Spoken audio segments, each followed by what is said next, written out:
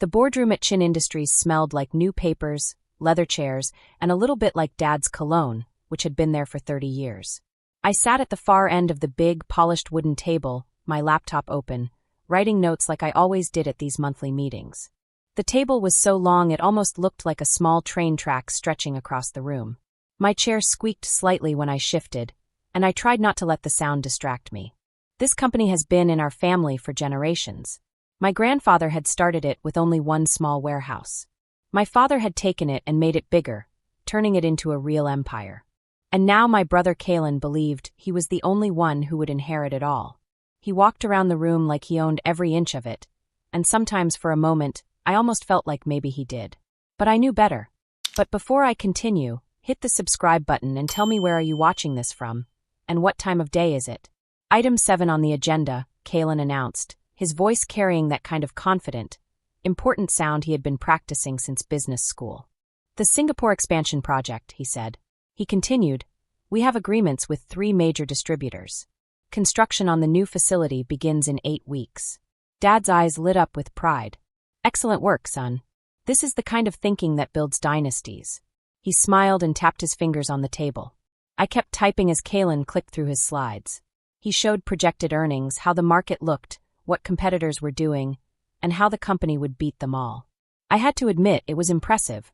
Kalen had always been very good at making flashy presentations. He could shake hands with confidence and talk in a way that made everyone think he was the smartest person in the room. I, on the other hand, preferred facts, numbers, and plans. The total money needed is $85 million, Kalen continued. We've structured it as a phased deployment over 18 months. The first $30 million will be released next week to secure the property and initial construction permits. Mom, sitting beside Dad, clasped her hands together. I'm so proud of you, Kalen. This is what real business leadership looks like. I kept typing quietly without raising my head. Dad suddenly turned to me. Celera, are you getting all this? I know financial planning isn't really your favorite thing, but try to understand the big picture here. I nodded without looking up. Got it all documented, Dad, I said. Kalen smirked. Don't worry, Em. Not everyone has the vision for international expansion. Your little consulting projects are valuable too. Someone has to handle the small stuff. The other board members, Uncle Corwin, Dad's law school friend Alaric, and the CFO, Vera, shifted uncomfortably. They all knew that my little consulting projects weren't small at all. I had been helping 3 Fortune 500 companies with strategies in Asia. But correcting Kalen wasn't worth the family drama. Actually, I said calmly, I have a few questions about the funding structure. Kalen leaned forward, his condescending smile on his face. Celera, this is complex corporate finance. We're talking about international property acquisition, construction contracts, and regulatory compliance across multiple countries. It's not like balancing a personal checking account. Uncle Corwin cleared his throat. Kalen, Celera does have extensive experience in consulting. Kalen interrupted him. Yes, it's very respectable, but this is real business.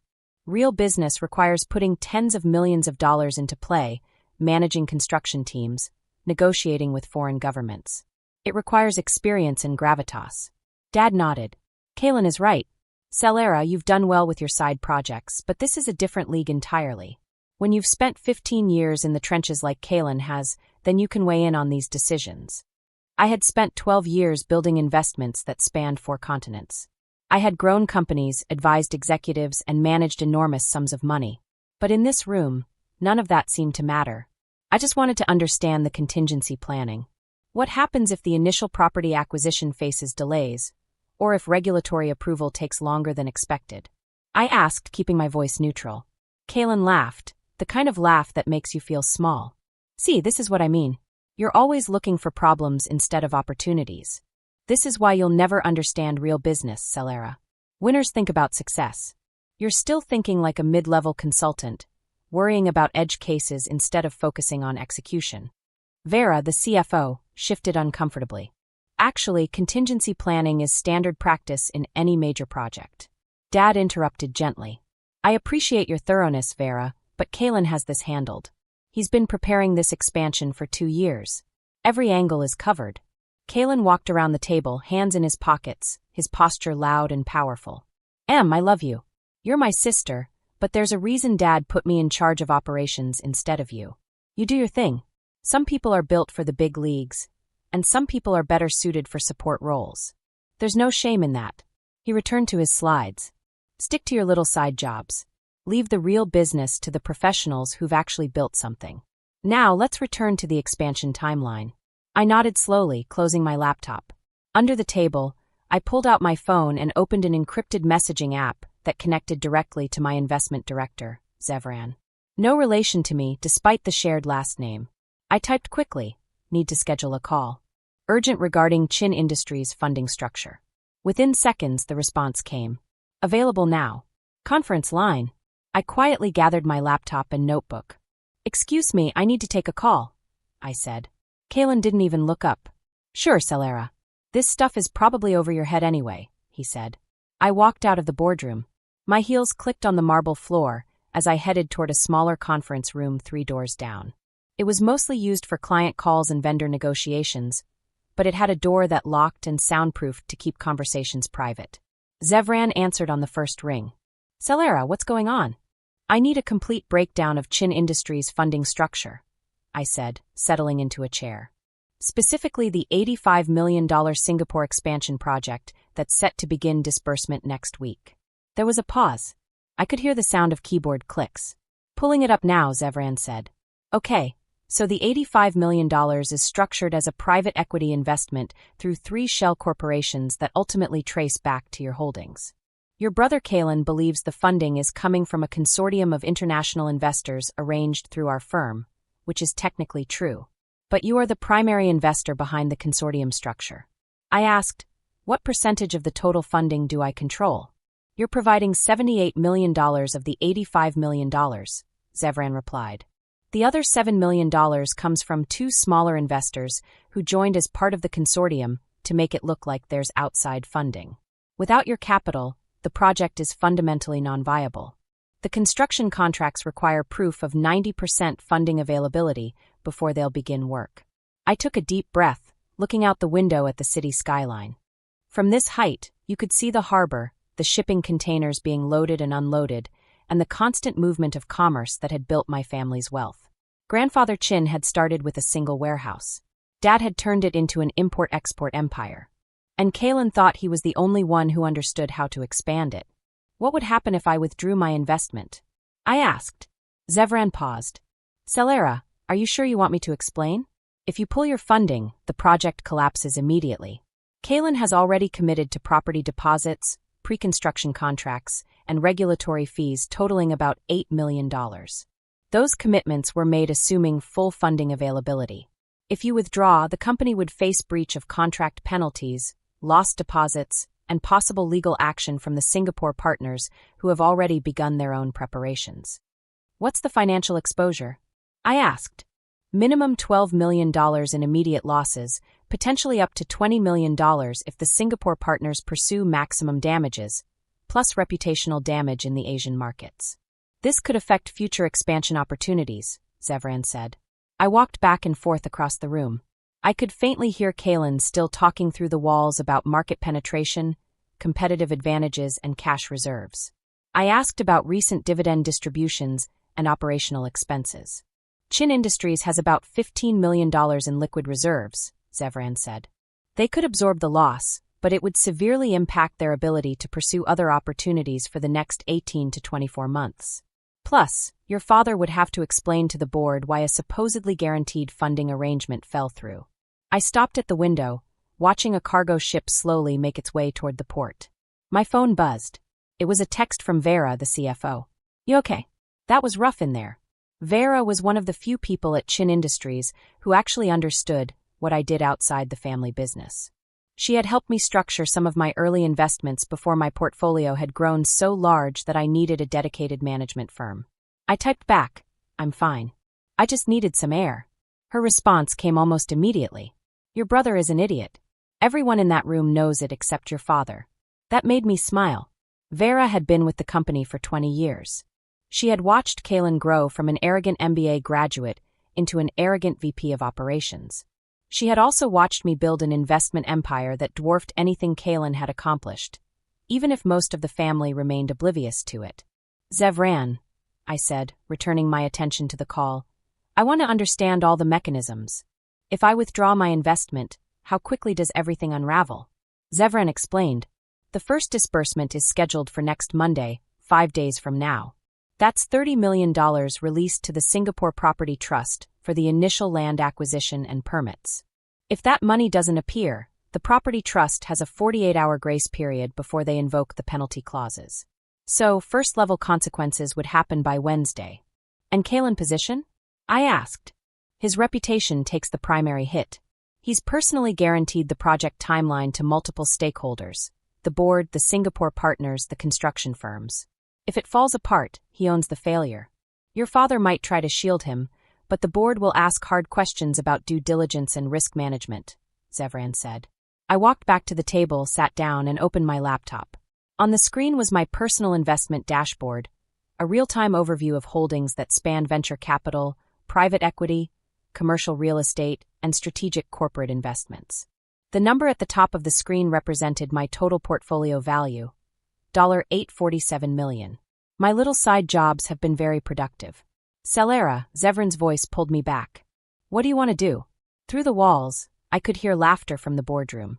Kalen had probably cracked one of his jokes, the kind Dad loved and everyone else tolerated. I thought about all the family dinners where my business achievements were dismissed as cute or impressive for a woman. All the board meetings where my questions were treated as naive instead of strategic. All the times Kalen had introduced me to his business associates as my sister who does some consulting, while he presented himself as the dynasty's future. I thought about grandfather Chin, who taught me to read financial statements when I was 12 years old, who opened my first investment account as a high school graduation present, and who told me 2 weeks before he died, "The ones who underestimate you will make the best teachers." Celera, let them show you what not to become, I whispered to myself. Pull it, I said quietly. Celera pulled all $78 million from the Chin Industries Singapore expansion. Structure the withdrawal to hit their accounts Monday morning, right when they're expecting the disbursement to arrive. Make it clean, legal, and completely unambiguous. I want every document showing that the funding was contingent on investor approval, and the investor, me, no longer approves of the project direction. Zevran was silent for a long moment. This is going to create significant problems for your family, he said. My family created significant problems for themselves when they decided competence was determined by gender and birth order rather than actual performance. Execute the withdrawal, Zevran. Monday morning. I'll need authorization in writing. You'll have it within the hour. And Zevran, make sure all the documentation clearly shows the investment structure. I want Kalen to know exactly who was funding his vision this entire time. I ended the call and sat in the quiet conference room. My heart was beating faster than I wanted to admit. This was nuclear. This was burning bridges, insulting Earth. This was choosing vindication over family harmony. This was also long overdue. I sat back in my chair, letting the tension fade just a little. The sun was shining through the window, reflecting on the skyscrapers in the distance. Below, the harbor was busy as ever. Containers were being loaded onto ships, cranes moving back and forth, the endless hum of commerce. My grandfather had started with nothing more than one warehouse and a dream. Dad had built an empire from that. And Kalen had thought he could take it all for himself without realizing that the real power in the family was knowledge, strategy, and a willingness to act when others hesitated. I stared at the phone in my hand, thinking about the storm I was about to unleash. But for once I didn't feel fear. I felt calm. I felt ready.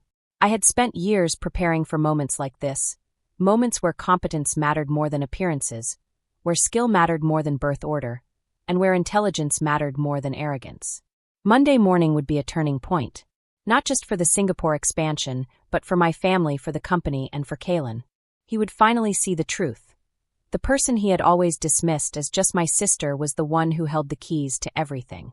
I closed my laptop and leaned back in the chair, letting the soundproof walls do their job. Out in the boardroom, Kalen probably continued talking, explaining market strategies, talking about growth, imagining the applause he would get for his brilliant plan. Little did he know, the applause he was expecting would never come. And for the first time in years, I smiled. My phone buzzed again. Vera, are you coming back? Kalen, my older brother, was talking about starting the new building project faster than planned. Dad loved the idea. He always thinks Kalen is the smartest person in the room. I straightened my blazer, the one that made me feel like a real executive, and I walked back into the big meeting room. The room smelled faintly of coffee and polished wood. Sunlight was still coming through the tall windows, reflecting off the shiny table where we all sat. Kalen was standing at the front of the room, pointing to a big screen. He was in the middle of talking about how starting early would give our company an advantage in Singapore. He sounded very confident. "Sorry about that," I said as I slid back into my seat. "Emergency call." Kalen barely even looked at me. "Is everything okay with your little projects?" I asked. I wanted to sound casual, but I was curious if he noticed my absence. "Yes, everything's fine," Kalen said. He was focused on his presentation, completely ignoring me. I opened my laptop and started typing notes.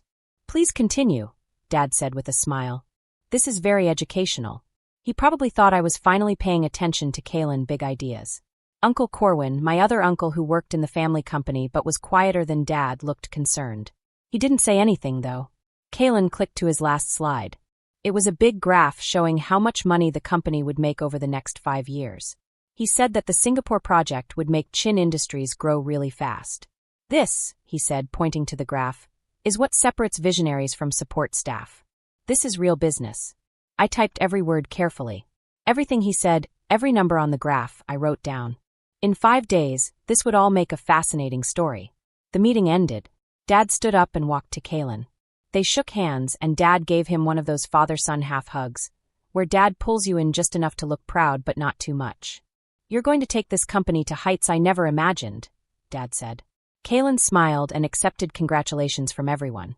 Vera, one of the senior managers, also said, "Well done." I saw her glance at me with a question in her eyes, as if she was worried or curious. After the room emptied, Uncle Corwin came to me. "Celera," he said softly, "are you okay? You seemed distant during the presentation." "I'm fine, Uncle Corwin. Just thinking about backup plans," I said. I didn't tell him what I was really thinking. He frowned.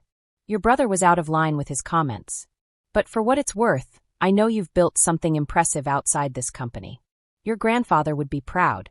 His words made my throat tight. I nodded. "Thanks, Uncle Corwin. That means a lot." He squeezed my shoulder and left. I was alone in the big boardroom with my laptop and my thoughts. Outside the windows, the sun was setting over the harbor, painting the water in orange and gold. Somewhere in Singapore, people were getting ready to build a facility that would never actually be built. I spent the next hour in my office, a small room on the executive floor that Dad had given me mostly as a nice gesture. I sat at the desk and carefully drafted a document to officially withdraw my investment in Kalen Project. I wrote the words carefully, making sure everything was precise, legal, and airtight. By the time I finished, it was after 7 p.m. The building was mostly empty, except for the security guards and a few people who liked to stay late at work.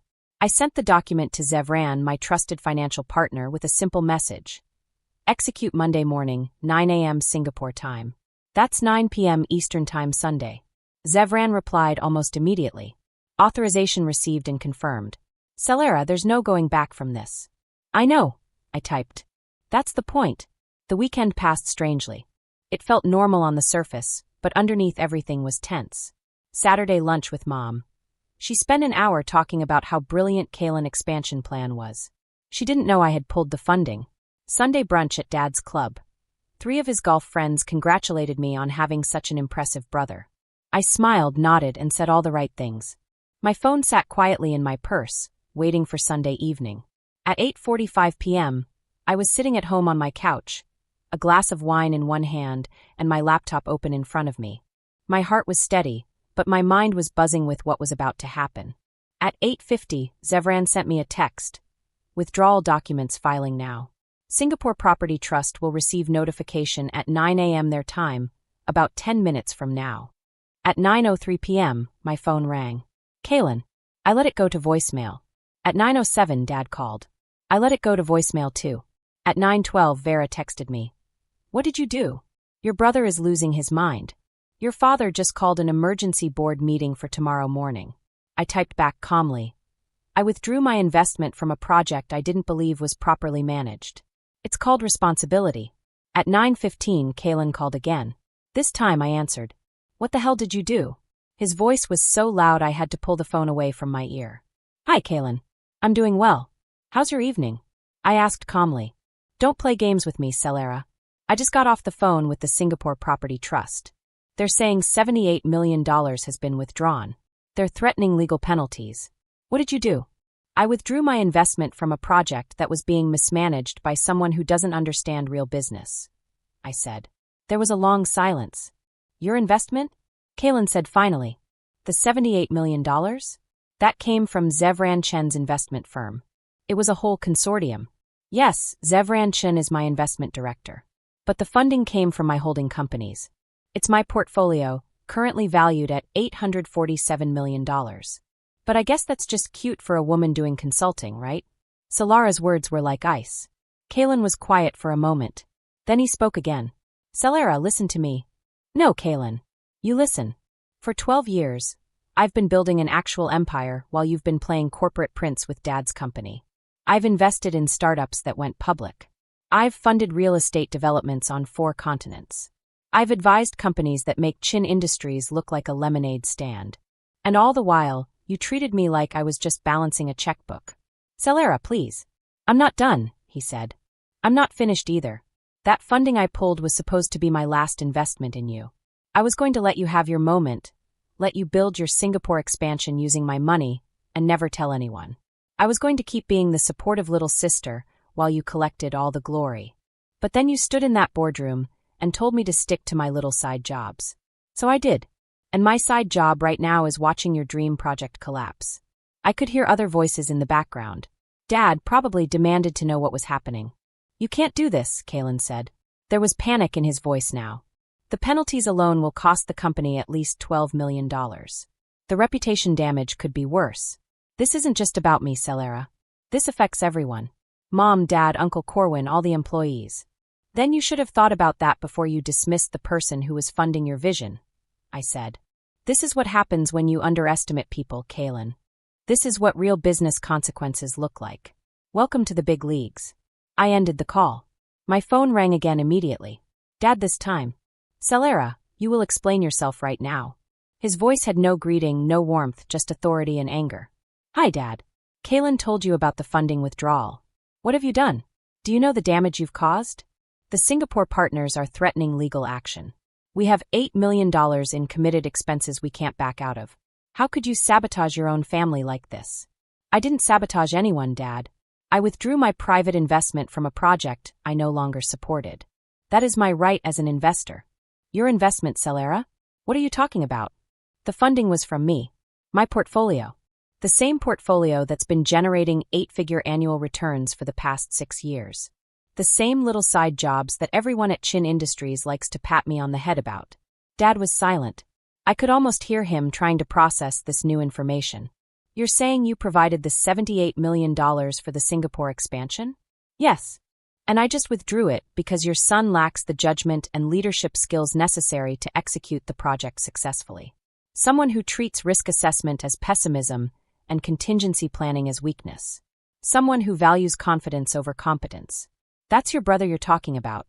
That's exactly who I'm talking about.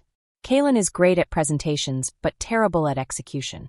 He thinks real business is about bold declarations and handshakes when it is actually about due diligence, risk management, and strategic patience. I have been watching him operate for 15 years. Dad, I know exactly what he's capable of, and I'm not willing to risk $78 million on his ego. Celera, you need to fix this. Call your people. Tell them it was a mistake. Get that funding restored, Dad said. No, Dad. The funding withdrawal stands. Kaylin can find other investors if he believes in the project so strongly. He can approach venture capital firms or private equity or traditional bank financing. He can do what every other business person does when they need capital. Make a compelling case based on solid fundamentals and proven track records. What he cannot do is use my money while treating me like I'm too stupid to understand what real business looks like. This is family, Celera. Exactly. It's family debt. Which is why it hurts so much that you've spent decades dismissing everything I've accomplished. Do you know how many times I've sat in that boardroom listening to Kaylin mock my little consulting projects while you nodded along? Do you know what it's like to have built something extraordinary and have your own father treat it as cute? I never have. Yes, you did. You do. Today, in that meeting, when I asked about contingency planning, you told me to let the professionals handle it. I have more capital under management than Chin Industries' entire market valuation, and you treated me like a child asking about grown-up topics. Dad's voice when he spoke again was harder. So this is revenge. You're willing to damage the family company because of hurt feelings. This isn't revenge, Dad. This has consequences. Kalen spent 2 years planning an expansion on funding he didn't understand. He committed the company to contracts without verifying his capital sources. He treated his primary investor with contempt. Those are fundamental business failures and they have costs. He's learning about those costs right now. Celera, the emergency board meeting tomorrow morning. I'll be there. I'll have full documentation showing the funding structure, the withdrawal authorization, and the timeline of events. The board can evaluate whether Kalen exercised appropriate due diligence in understanding his capital sources. They can decide whether someone who didn't know who was funding his flagship project should be making strategic decisions for the company. You're trying to destroy your brother, Dad said. No, Dad. I'm trying to teach him the lesson you should have taught him years ago. Respect is earned through competence, not given through birth order. See you tomorrow. I ended the call and turned off my phone. The next morning, I arrived at Chin Industries at 7:30 a.m., which was 1.5 hours before an emergency board meeting. Vera, my trusted assistant, was already there. She had a cup of coffee in her hand and looked very tired. Her hair was slightly messy, and her eyes looked like she hadn't slept well. You actually did it, she said slowly. You actually pulled the funding. I did, I replied. Vera's eyes widened. Celera, your father is talking about removing you from the board. Your brother is thinking about taking legal action. This is bad. It's about to get worse, I said, handing her a small USB drive. Vera took it carefully. What is this? She asked. This has all the papers and documents about the investment, I said. It shows the shell companies, how the money was put together, and where the money really came from. Kalen should have checked all of this, but he didn't. Make sure every board member gets a copy before the meeting starts. Vera looked at the USB drive like it was a live bomb about to explode. This is really happening, she said softly. This already happened, I said. Now we're just showing the papers. By 8:45 a.m., the boardroom was full. Uncle Corwin arrived first, looking very serious, as he always does when he's thinking hard. Alaric, Dad's lawyer friend, came in, looking down at the documents on his tablet. Dad and Kalen arrived together, both looking like they had hardly slept. Kalen's eyes were red, and his tie was a little crooked. I had never seen him look less than perfect. He always looked polished, calm, and confident, but today he looked nervous. At exactly 9 a.m., Dad called the meeting to start. We are here because there is a very big problem that could cost Chin Industries a lot of money and get us into legal trouble, Dad said. The Singapore expansion project, which this board approved 3 months ago, has lost its main money source. Celera has taken back $78 million she was going to invest, effective immediately. This withdrawal could cost the company over $20 million in penalties, legal problems, and damage to our reputation.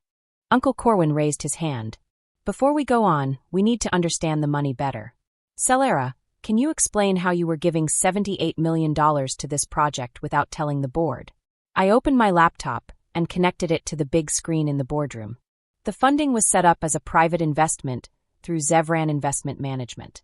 Kalen went to the firm asking for money for the expansion. The firm made a group of 3 holding companies that I control. Kalen was told the money came from a group of international investors. That was technically true. I am an international investor. But why the secrecy? Alaric asked, but you're his sister. Why not just tell him? I wanted to see if the project could work on its own without family politics getting in the way. My team checked everything carefully. The market, the risks, the rules, and the regulations. The project looked good, so I approved the funding. Kalen spoke for the first time, his voice tight. Then why did you take it back now? I looked right at him. During yesterday's board meeting, I realized the person running the project didn't have the judgment or maturity to do it successfully. Someone who treats careful risk-checking as being negative and ignores valid questions is not someone I can trust with $78 million of my money. Kalen shouted back, You pulled the money because I hurt your feelings. No, I said firmly. I pulled the money because you showed you were not competent. You spent 2 years planning an $85 million expansion without checking where the money was coming from. You promised millions in contracts without making sure the money was really there. You broke basic rules of careful checking because you were too confident in your own ideas. You didn't ask the necessary questions. Dad interrupted. Celera, that's not fair. Kaylin was told the money was confirmed. Confirmed by whom? I asked. Kaylin got papers saying a group was giving money. Did he check who ran the group? Did he ask the companies who the investors really were? Did he ask if there were conditions to keep the money coming? Any competent executive would ask these questions. Kaylin didn't ask any. Vera spoke quietly. She's right. I looked at the papers this morning. The agreements said the money could only be given if the investors kept approving. Kaylin signed the agreements without asking about this rule. Kaylin's face turned bright red. I didn't think my own sister would sabotage me, he said angrily. This isn't sabotage, Kaylin, I said. This is how the market works. Investors take their money back from projects they don't think will succeed. You just learned that lesson the expensive way. The meeting went on for another 90 minutes. Uncle Corwin asked many questions about the money setup. Alaric checked the legal risks. Vera showed the worst-case money problems. Dad sat at the head of the table, his face unreadable. Finally, Uncle Corwin leaned back in his chair. I need to ask the obvious question. Celera, what's the total value of your money as of this morning? $847 million, I said calmly. The room went completely silent. Say that again, Alaric said slowly, his eyes wide. My current investments are worth $847 million. I make between $65 and $90 million every year, depending on the market. I have investments in 23 companies, big real estate in 6 countries, and I advise 3 Fortune 500 companies about Asia. My side projects have been very productive. Dad stared at me like I was a stranger. That's not possible, he said quietly. It's in the papers Vera gave out, I said. Full statements checked by Deote and 3 banks. I built it over 12 years, starting with the $500,000 inheritance grandfather Chin gave me. I reinvested every profit instead of spending it on luxury things. Kaylin looked sick.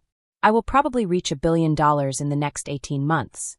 That's why I'm careful where I put my money and why I won't invest in projects run by people who think confidence is the same as competence. Uncle Corwin actually laughed. It was a sharp, surprised sound. Zevran, did you know about this? Dad shook his head slowly. I thought she was doing okay with consulting. I had no idea. I said quietly. In 12 years, you never once asked me for details about my business.